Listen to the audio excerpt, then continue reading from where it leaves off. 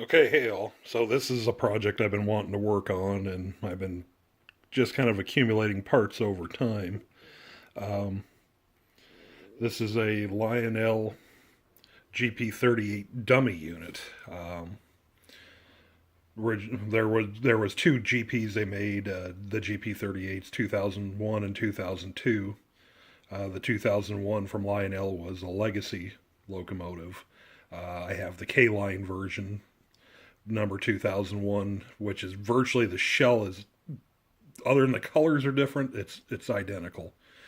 But the K line version is TMCC, which is fine.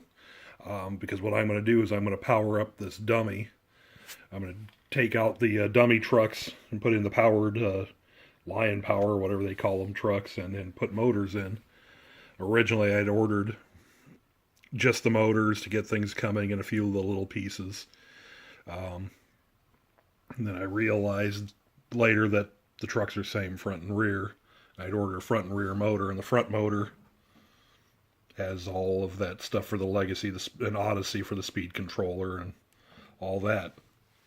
Doesn't need that when I go to the TMCC, so I've decided to not use that motor, and I'm going to use two of the other motors because the TMCC unit will work with the Odyssey, or with their Cruise Commander from the Electric Railroad Company will handle all the speed control, so I only need these. So got that spare in case I ever do get an Odyssey or a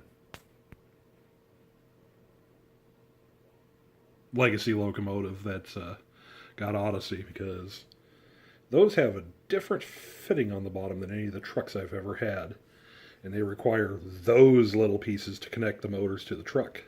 Wish I would have known about that, because I just had to reorder these and then get the extra motor. And I'm pretty sure Lionel is just cutting these motors out of stuff, because this one's got short leads on it. This one's got even shorter leads. And these were in wrappers from Lionel, but I'm pretty sure they take them out of stuff and then send them out as new parts. So anyways, got motor plates, all sorts of stuff to go on the bottom, because the trucks that come with these are empty. See right through them. Whereas these have got all the drive stuff and all the pickups. So needed to have these, and needed to have the right mounts, because this GP has snowplows, and had to make sure that everything mounts up correctly for the pilot covers, all that, to make sure it all mounts up right. So anyways, this is going to be the project. I've still got to order the TMCC and Cruise Commander from the Electric Railroad Company, and their Sound Commander. Basically the exact same stuff I put in my GP30 project that I'd gotten, that had all the TMCC ripped out of it by a previous owner and put in some other aftermarket electronics, which didn't work. So this is kind of the next step progression, and then I'll have to get with my friend Rich, who's pretty darn sharp with LED lighting. He's powered up quite a number of dummies apparently, and I'm going to have him help me figure out all the lighting for all the headlights and all the marker lights, classification lights, whatever you want to call them, and cab lights and all that kind of stuff. So yeah, this should be a fun project. It's going to be an overtime thing, because I've got a lot of money going elsewhere with all that tin that I bought, and those passenger cars that I bought, and a lot of stuff that I bought recently. So anyways, yeah, just here's where I'm at. Talk to you later. Bye. Okay, so here's a quick disassembly, and I never took this thing apart. I probably should have. I wish I had, because these are these. The dummy trucks are held on. I just figured they had something, really nothing holding those things on. Actually, I didn't know what they had. So anyways, the motor plates all come with this. I've still got to get the screws that go through those two little holes and go to the bottoms of the motors to hold this plate to the motor. And then that plate gets screwed down to here, and this plate slides on the top of the truck and goes on. So anyways, I've already swapped all the hardware over from the dummy truck, which is just a hollow shell of the casting. It's all the parts that you didn't have to have, and it's got a cheap coupler on it, just a little magnetic coupler, versus The drive trucks have got all the gearing in them, the drive parts down through the top, and all the wiring and electrocoupler.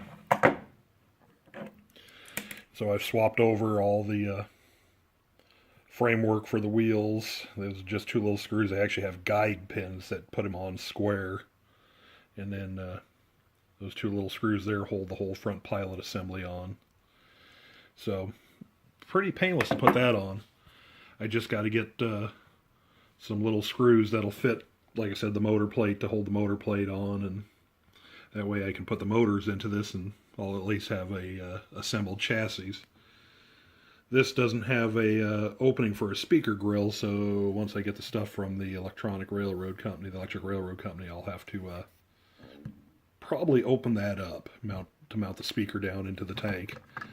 The tank, however, does have the speaker grill just like the powered unit, because they just use the same thing over it. It's got all the holes for the little switches, so I've got a place to put all the switches when I get all of that. The run and program switch for the Electric Railroad's TMCC unit. So anyways, yeah, it's actually a pretty painless thing, and there was just all of 4 screws that held the shell on. My K-line actually uses 6 screws.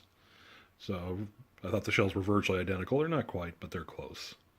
So anyways, yeah, I just thought I'd give you a quick little mid-game disassembly. This is what it is. So yeah, that's what the truck looked like came out. This is the truck that's going in, and that's the truck with all the hardware off of that assembled onto that. So pretty easy. Just really quick to show you, I was talking about these, have these little guide stems on them. The new trucks have screw holes and guide holes. The new trucks actually even came with extra screws. I won't need them, so I'll put those into the old trucks just so that I don't lose them. In case, you never know, I have to replace a truck or something, a dummy truck. Not that I have anything that uses one of these Lion drive trucks, except for this locomotive. But yeah, that's where that is for hanging these on. It's got the 2 little screws and these little guide pins to guide it into the truck to square them up so they always stay square. And they are metal, so yeah, try not to break that.